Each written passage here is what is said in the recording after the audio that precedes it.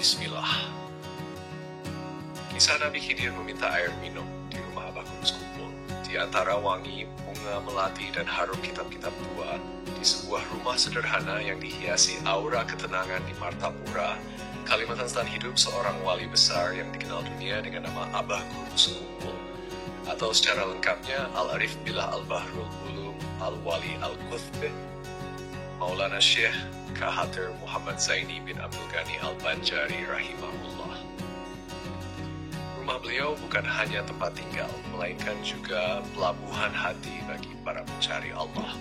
Dari segala penjuru negeri, orang datang membawa rindu dan harap untuk sekadar mencium tangan beliau atau memohon sebutir doa.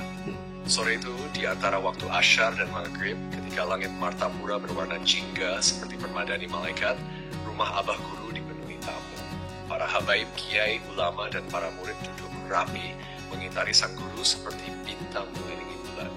Wajah mereka penuh adab. Suara zikir dan senda gurau lembut berbaur dalam udara yang hangat. Tiba-tiba dari arah pintu depan terdengar suara yang asing namun menyejukkan. Assalamualaikum.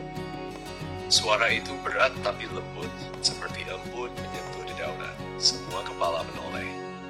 Pintu terbuka dan tampaklah seorang lelaki tua renta berdiri. Pakaiannya lusuh, serbanya kusam, janggutnya putih dan lebat, sebagian terurai seperti helai-helai kapas.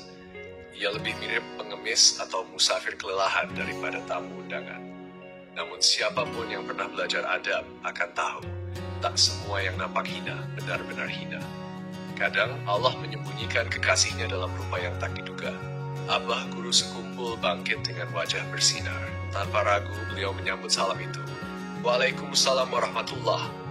Lalu beliau memanggil salah satu santri muda, seorang cucu dari ulama besar Khatir Ahsan Ahmad dari Barabai, dan memintanya mengambilkan segelas air putih. Berikan kepada kakek itu. Nah, kata Abah Guru. Pemuda itu patuh. Ia menyerahkan air dengan tangan dua, penuh hormat. Sang kakek menerima lalu duduk sejenak di ambang pintu. Ia meneguk air itu perlahan, satu tegukan, dua tegukan, lalu menghentikan, menyisakan sebagian besar isinya. Ia mengangkat gelas itu ke langit. Alhamdulillah. Lalu ia menyerahkan kembali gelas itu kepada pemuda tadi. Terima kasih, aku pamit, ucapnya lirih, dan ia melangkah pergi. Tiada yang memperhatikan kepergiannya. Tidak ada yang mencurigainya. Ia pergi dengan ringan, seperti angin sore yang menyelinap di balik pohon. Saat gelas itu kembali ke tangan pemuda tadi, Abah Guru memandangnya dalam-dalam. Minumlah air itu, ucap beliau. Pemuda itu ragu, tapi karena hormat ia meneguk sedikit. Hanya setegukan. Lalu Abah Guru memandang para tamu dan berkata, siapa yang ingin minum bekas air dari kakek tadi, silakan. Namun, tak ada satu pun yang bergerak. Mereka terdiam, entah karena jijik, entah karena sungkan. Wajah si kakek masih melekat dalam pikiran mereka, koyak seperti pengemis dari jalanan kota. Tak terlintas di hati mereka bahwa di balik pakaian lusuh itu bisa tersembunyi rahasia langit. Melihat tak ada yang bergerak, Abah Guru kembali menoleh ke pemuda tadi. Nah, habiskan air itu. Pemuda itu diam sebentar, menatap gelas yang masih setengah. Lalu dengan hati yang gemetar, ia mengangkatnya dan menghabiskan sampai tetes terakhir. Setelah itu, ruangan menjadi sunyi. Angin sore seolah berhenti. Abah Guru menunduk sebentar, lalu mengangkat wajah dan berkata dengan suara dalam, tahukah kalian, siapa kakek yang tadi meminta air itu?